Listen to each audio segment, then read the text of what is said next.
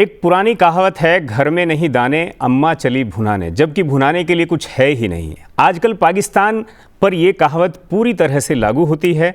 एक ऐसा देश अपने लोगों को युद्ध में झोंकने पर आमादा रहता है। ये वो तब कर रहा है जब उसकी इकोनॉमी भारत की इकोनॉमी से 800% कम है और जिसके यहाँ महंगाई भारत से 6 गुना ज़्यादा है। मतलब अगर भारत में 60 रुपये किलो में मिलने वाला चावल है तो वहाँ जाकर वो 360 रुपये प्रति किलो के भाव से बिकता है। यहाँ चीनी 200 रुपये प्रति किलो है तो दूध वहाँ पर 150 रुपये प्रति किलो है। खाना पकाने के लिए जो तेल इस्तेमाल होता है वो वहाँ 500 रुपये प्रति लीटर है। प्याज 200 के ऊपर बिकता है, टमाटर और 150 के ऊपर बिकता है और आलू 100 के ऊपर। और इन सबको पकाने के लिए जाओ तो सिलेंडर की कीमत 3000 रुपये से आगे निकल जाती है। ये सब तो तब है जब वो पूरी तरह से कर्ज में डूब चुका है। अब तो पाकिस्तान को कर्ज मिलना भी दुनिया के लिए बड़ी खबर बन जाती है। बड़ा सवाल ये है कि जब दुनिया में पाकिस्तान को कोई कर्ज देने के लिए तैयार नहीं था, तब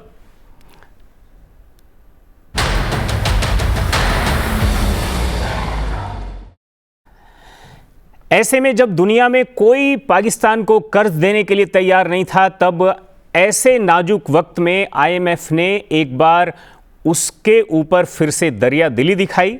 अगले आधा घंटे हम अपने मेहमानों से ये सब समझने की कोशिश करेंगे कि युद्ध के बीच इतनी जल्दबाजी में कर्ज के मायने क्या थे।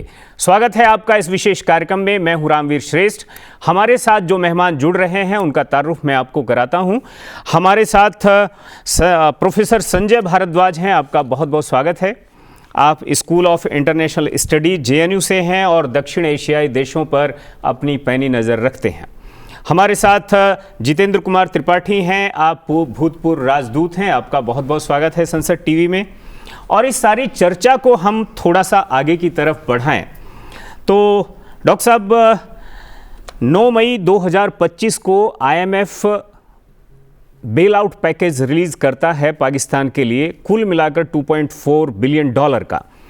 और इस दौरान भारत एक वो देश रहता है जो वहाँ उस बैठक में अनुपस्थित भी रहता है।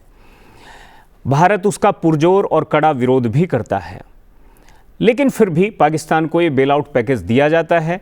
और ये ऐसे वक्त में दिया जाता है कि अगर ये युद्ध लंबा खिंचता तो जाहिर तौर पर उस पैसे का उपयोग और दुरुपयोग पाकिस्तान जो है वो भारत के खिलाफ ही करता। इस पर क्या कहेंगे आप? देखिए, इसमें बात साफ साफ है कि भारत का एक कंसर्न रहता था जिस तरीके से पाकिस्तान में इकोनॉमिक क्राइसिस चल रहा था पिछले, आप ये कहिए कि 4-5 साल से, तो वहाँ पे बहुत बड़ा जो economic crisis, political crisis, security crisis, all kinds of environmental crisis सब बड़ा चला जा रहा था। भारत का पाकिस्तान के प्रति एक ह्यूमैनिटेरियन कंसर्न रहता था। तो पहले कभी भारत ने ना कभी नो कहा, ना कभी एब्सेंट रहा वोटिंग से। लेकिन अब साफ साफ स्पष्ट हो चुका है और कई इंसिडेंट से 2008 से लेके मुंबई अटैक से लेके उरी का हुआ या अभी पहलगाम हुआ, इसमें स्पष्ट होगा कि पाकिस्तान अपने मंसूबों, अपने इरादों से बाज नहीं आता है। और भारत को ये बात पता है कि एविडेंट है कि जो वहाँ पर किसी भी तरीके के जो असिस्टेंस आता है या आईएमएफ से जो $1 बिलियन का जो बेल आउट हुआ मिला, ये भारत जानता है कि इसका इस्तेमाल बेसिकली टेरर फंडिंग के लिए होता है। और जो सबसे बड़ा फैक्टर है, टेरर को स्पॉन्सर कौन करता है? वहाँ का जो डीप स्टेट है, वहाँ का जो स्टेट विद इन स्टेट है, जो आर्मी है, वो टेरर को फंड करता है उनका, क्योंकि वो एकदम आप ये कहिए कि ऑक्सीजन है उनका। एक ये है कि बिना टेरर फंडिंग, बिना जिहादीज के वो आगे पाकिस्तान की आर्मी का अपना अस्तित्व ही खतरे में आता है। जो है वो वहाँ पर जो आतंकवादियों को सैल्यूट करने के लिए भी जाते हैं। मैं आऊँगा आपकी तरफ। इस चर्चा को थोड़ा सा और आगे बढ़ाएं तो हम देख रहे हैं कि 2007 तक पाकिस्तान पर बाहरी कर्ज जो है वो बढ़कर $43 अरब तक हो गया था और 2008 से 2025 तक 16 अरब एसडीआर से भी ज़्यादा उसे आवंटन किया गया है। तो ये जो कर्ज पर टिका हुआ पाकिस्तान है, ये मतलब दुनिया में कुछ लोग ऐसे हैं जो उसे इस तरह से ही देखना चाहते हैं, अव्यवस्थित तौर पर कर्ज में डूबा हुआ, फिर कर्ज देकर भारत के खिलाफ उसका इस्तेमाल भी होता रहे।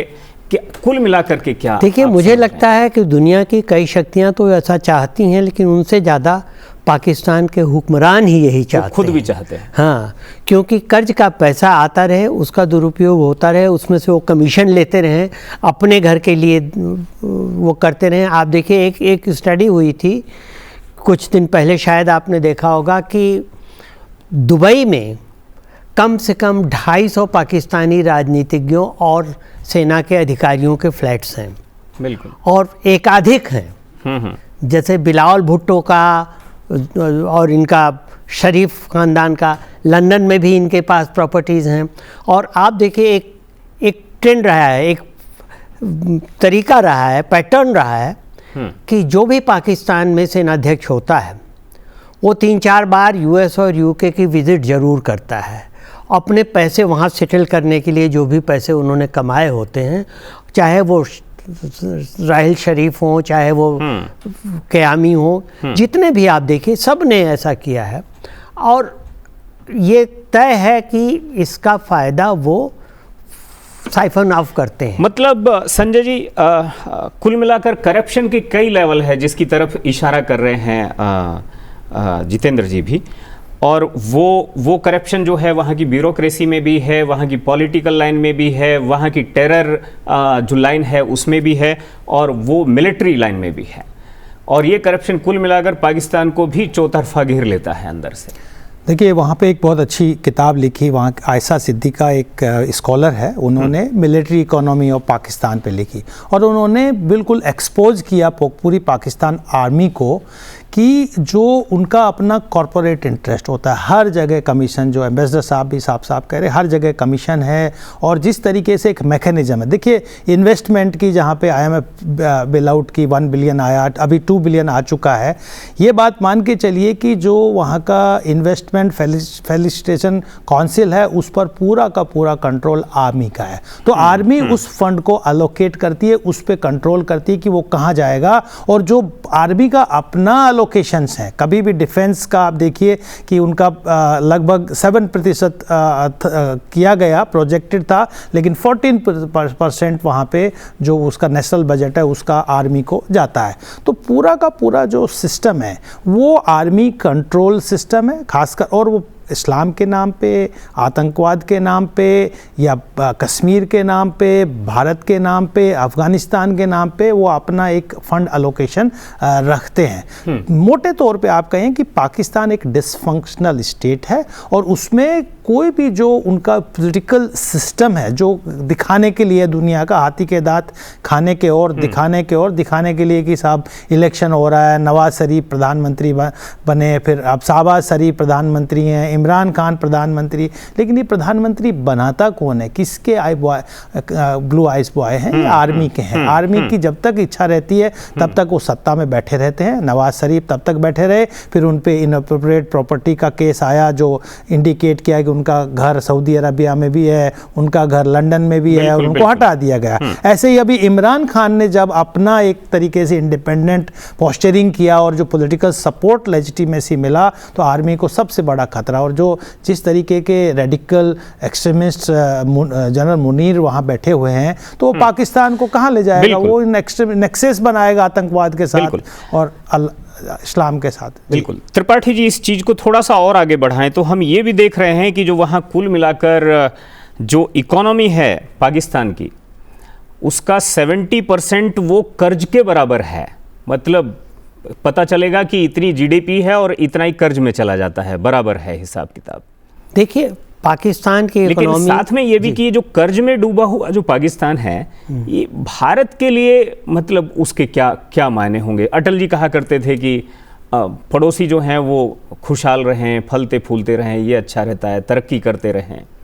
देखिए, मैं पूरी तरह सहमत हूँ। अटल जी ये कहते थे, अटल जी ये भी कहते थे कि हम अपने दोस्त बदल सकते हैं, पड़ोसी नहीं। हाँ।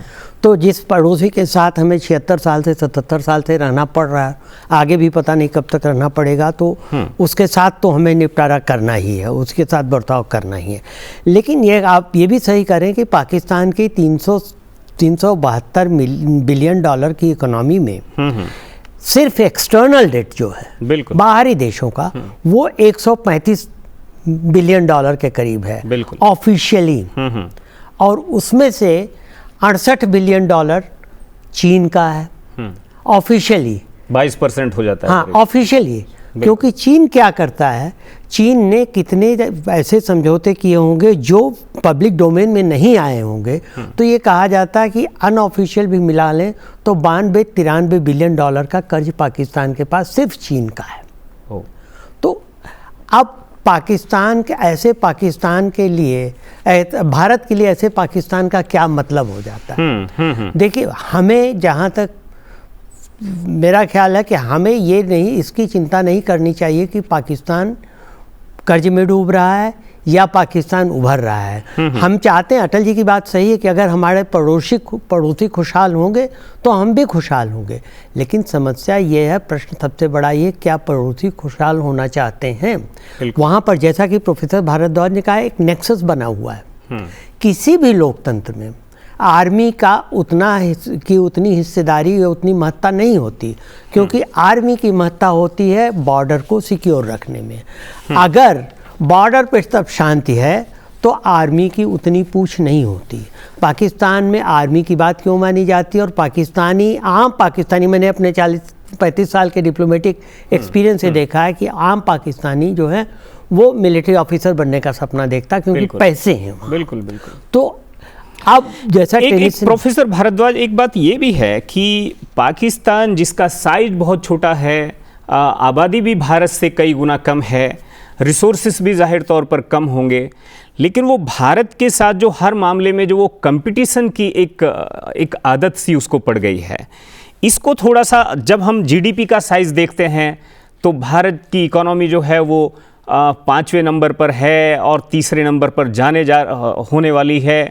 पाकिस्तान वहाँ कहीं नहीं ठहर रहा है, लेकिन फिर भी वो है कि साथ में वो दिखना चाहता है कि नहीं हम भी हैं।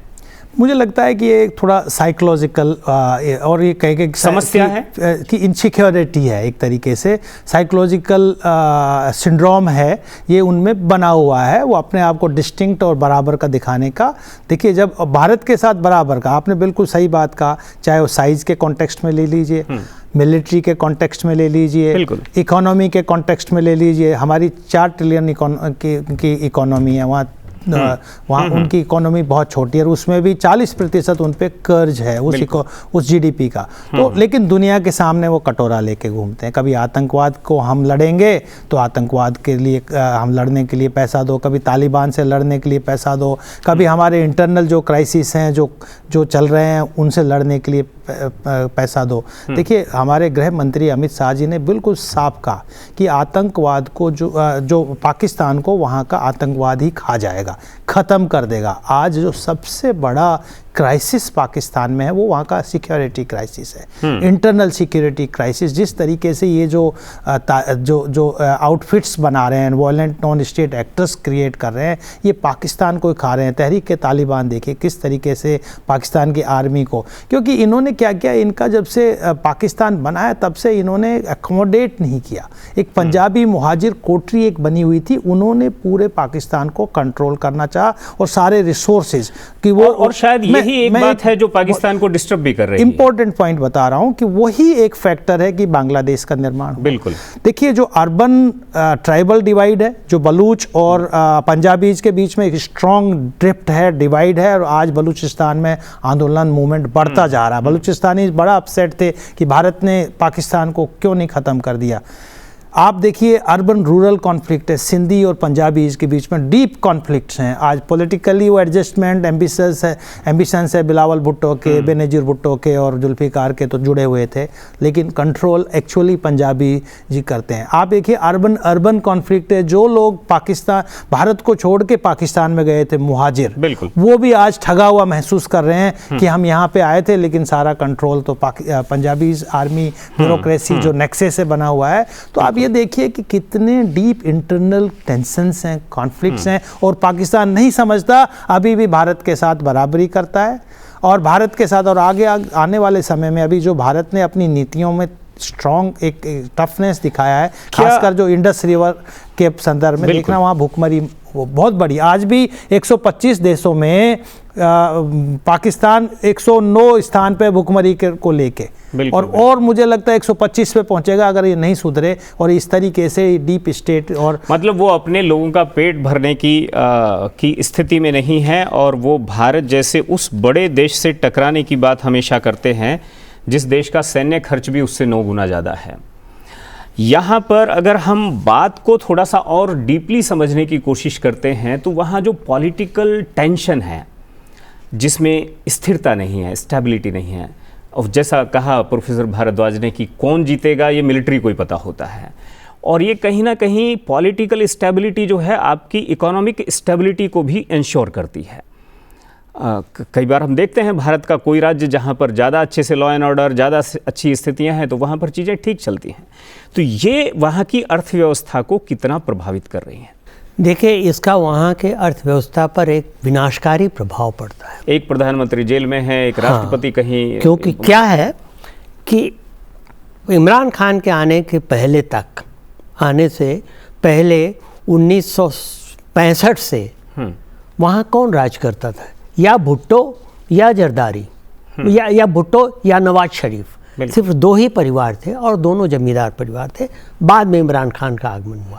बाकी आप देखिए कि 76-77 साल के उनके इतिहास में या तो कोई प्रधानमंत्री अपना 5 साल का कार्यकाल नहीं पूरा कर पाया, या तो आर्मी पीठ के पीछे बंदूक लेके काम करती है, शासन कराती, या कभी ज़्यादा महत्वाकांक्षा बढ़ जाती तो सीधे शासन करती। आप देखें अयूब, याहिया, जिया, मुशर्रफ, और इन सब का एक इतिहास रहा है कि शुरू में ये बड़े बड़े वादे करके आते हैं, 2 साल राष्ट्रपति बन जाते हैं, और साल 1.5 साल बीतते बीतते वर्दी उतार करके शेरवानी पहन लेते हैं, सिविलियन लीडर बनने का ढोंग करने लगते हैं। लेकिन इनकी मानसिकता तो वही रहती है, पैसा खाने वाली, और वही ये करते रहे। अभी भी देखिए पाकिस्तान की अर्थव्यवस्था का, जैसे आपने बताया, 40% तो कर्ज है, बिल्कुल, और करीब 26% जो है आर्मी पे विभिन्न मदों में जाता है, सेना पे। बाकी जनता की भलाई के लिए, विकास के लिए कितना बचेगा फिर? 40% से भी कम बचेगा, 35% बचेगा। और आप देखिए, शायद पाकिस्तान ही ऐसा देश है जहाँ सारे सेवारत और सेवानिवृत्त फौजी अफसर जो हैं वो बड़े बड़े कारपोरेशन के अध्यक्ष बने हुए हैं। पाकिस्तान में फौज या एक्स फौजियों का कारपोरेशन जो है, एसोसिएशन, वो सैनिटरी पैड से लेकर के और मोटर तक सब हर तरह का व्यापार वो कर रहे हैं। और इस व्यापार के उस पर मुझे थोड़ा सा ये भी एक बात ध्यान आ गई, भारत में लोगों को ये लगता है कई बार कि पाकिस्तान के साथ तो हमारा किसी तरह का कोई व्यापार है ही नहीं, लेकिन फिर भी व्यापार है। परंतु जो वर्तमान में जो ऑपरेशन सिंदूर हुआ है, उसके बाद जो पाबंदियां और जिस तरह के रिस्ट्रिक्शंस के मूड में भारत सरकार आई है, उससे इस व्यापार को कितना झटका लगेगा और उससे पाकिस्तान को कितना करंट लगेगा? देखिए, 2 बातें साफ है। पहली बात कि जहाँ तक व्यापार की बात है तो ये बात मान के चलिए कि हम बढ़ तो गए हैं, लेकिन जो डिपेंडेंसीज हैं पड़ोसीज की, वो भारत पे बहुत ज़्यादा है। चाहे वो बांग्लादेश का केस ले लीजिए, श्रीलंका का, और पाकिस्तान का भी, कि फॉर्मल ट्रेड हमारा कितना होता है लेकिन इनफॉर्मल ट्रेड बहुत ज़्यादा होता है। और हम रेस्ट्रिक्शंस जो हमने सस्पेंड किया है, कई बार घूम फिर करके भी होता है। बिल्कुल, सस्पेंड होके हमने सस्पेंड कर दिया, लेकिन व्यापार होगा श्रीलंका के माध्यम से होगा, व्यापार होगा दुबई के माध्यम से होगा, लेबल बदल दिए जाएंगे लेकिन प्रोडक्ट भारतीय होंगे पूरे पाकिस्तान के मार्केट में। कहीं पर एस्टिमेट कहते हैं कि $4 बिलियन का ट्रेड होता है, कहीं कहते हैं इनफॉर्मली लगभग $10 बिलियन का ट्रेड पाकिस्तान के साथ होता है। बहुत बड़ा ट्रेड होता है। पाकिस्तान के पास बहुत कुछ नहीं है। देखिए, एक बात मान के चलिए कि जो हमने ये कोशिश भी किया, भारत ने एक तरीके सॉफ्ट पावर के रूप में, कि पाकिस्तान के साथ एक अच्छे संबंध, प्रधानमंत्री नरेंद्र मोदी जी ने भी इनिशियली कोशिश किया, लेकिन पाकिस्तान का जो एक बहुत स्ट्रॉन्ग एक माइंड सेट है, जो मीडियोकर मिलिट्री ऑफिसर्स है, कर्नल, ब्रिगेडियर, उनका एक स्टेबल डाइट है कि हमको प्रॉक्सीज क्रिएट करना है और प्रॉक्सीज के माध्यम से हमको आतंकवाद को बढ़ाना है। लेकिन मुझे लगता है वो अपने खुद ही जाल में फंसते जा रहे हैं। देखिए, पाकिस्तान को रूल कौन करता है? पाकिस्तान को 4 ए रूल करता है, या तो अल्लाह के नाम पे राजनीति करते हैं, या अमेरिका उनको रूल करता है, या आर्मी रूल करता है, या चौथा असैसिनेशन रूल करता है। पांचवा जो ए है ना, अवाम, उसकी आवाज़ ही नहीं थी। अवाम ने कभी आवाज़ उठाने का मौका ही नहीं मिला, उन्होंने आर्मी को हैबिट बना लिया। आपने कभी पाकिस्तान में सुना कि कोई बहुत बड़ा आंदोलन हुआ जैसे हमारे जेपी मूवमेंट हुआ? कभी नहीं हुआ। वहाँ पे पहली बार ब्लैक कोट मूवमेंट हुआ, लेकिन पहली बार पाकिस्तान में जो इमरान खान ने एक तरीके से डीप स्टेट को और जो आर्मी को जो चैलेंज किया, ये एक बहुत बड़ा मैसेज है कि पाकिस्तान की जनता ही वहाँ के सिस्टम को देखना, अवाम एक दिन खड़ा होके ये आतंकवाद के खिलाफ और अमेरिका और ये आर्मी के खिलाफ वहाँ पे जवाब देगी। मुझे लगता है कि भारत को बहुत ही संयम के साथ में, क्योंकि भारत एक उभरती हुई अंतर्राष्ट्रीय अर्थव्यवस्था है, एक उभरती हुई ग्लोबल साउथ की वॉइस है। भारत को इस छोटे एक प्रोवोकेटिव इसमें ट्रैप नहीं होना चाहिए, बहुत संयम से आगे बढ़ना चाहिए। और क्योंकि अगर डिस्टर्बेंस होगा, कल पाकिस्तान में अगर सिविल वॉर हो जाता है तो रिफ्यूजीज कहाँ आएंगे? हिंदुस्तान में आएंगे सारा, वो चाहे किसी भी कंट्री का होगा पड़ोसी में, वो भारत के, हमने बांग्लादेश को देखा ही है, बांग्लादेश, श्रीलंका, कहीं भी कोई भी कंट्रीज ले लीजिए। देखिए हमारी बहुत कंस्ट्रक्टिव एक पॉजिटिव फॉरेन पॉलिसी रही है, गुजरात से लेके हमारी neighbourhood first policy Modi ji लेके आए, उसमें हमने बहुत कुछ हद तक कंस्ट्रक्टिव यूनिलैटरलिज्म के साथ देने की बात कही। जब फ्लड आया पाकिस्तान में तो हमने मदद करने की कोशिश की, लेकिन पाकिस्तान का जो ये एक डीप स्टेट, जो वहाँ पे जो स्टेट है विद इन स्टेट, वो इसको पसंद नहीं करता। उनकी स्टेबल डाइट है कि वो ये देखे कि हम अल्लाह की रक्षा करते हैं, हम पाकिस्तान की रक्षा करते हैं, हम कश्मीर को दिला देंगे। आज तक तो कुछ हुआ नहीं। अब वो जो हमारा कश्मीर उन्होंने दबा रखा है, वो भी हम वापस लेके एक पाकिस्तानी सांसद का भाषण सुन रहा था तो उन्होंने कहा कि नहीं, अल्लाह साहब जो हैं वो जिन्ना साहब के सपने में आए, अल्लाह जो हैं वो जिन्ना साहब के सपने में आए लंदन में, और उन्हें कहा कि तुम जाओ और वहाँ पर तुम एक नया देश बनाओ पाकिस्तान के नाम से, तो तब जो है ये पाक देश बना है।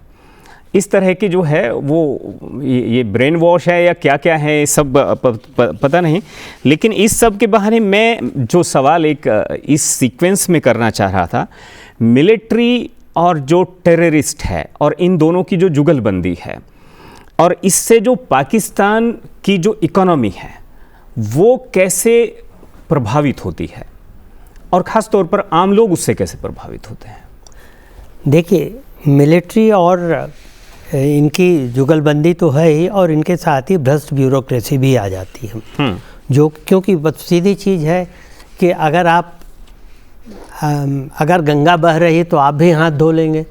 तो वही ब्यूरोक्रेसी कहती है कि अगर आर्मी खा रही है और आर्मी के जरिए आतंकवादी खा रहे हैं तो हम क्यों ना खाएं। तो ये चीज़ें हो जाती है। एक राष्ट्रपति को तो मिस्टर 10% कहा जाता है। हाँ, बिल्कुल कहा जाता है। वो अभी भी वर्तमान में भी हैं राष्ट्रपति। ब्यूरोक्रेसी, आर्मी और इनका ट्राइको है। हाँ। तो ये जो है ये तब तक नहीं सुधरेगा कि आवाम कितनी भी कोशिश कर ले, लेकिन ये इसके मूल कारण में कौन है? आर्मी है। आर्मी की प्रीडोमिनेंस है।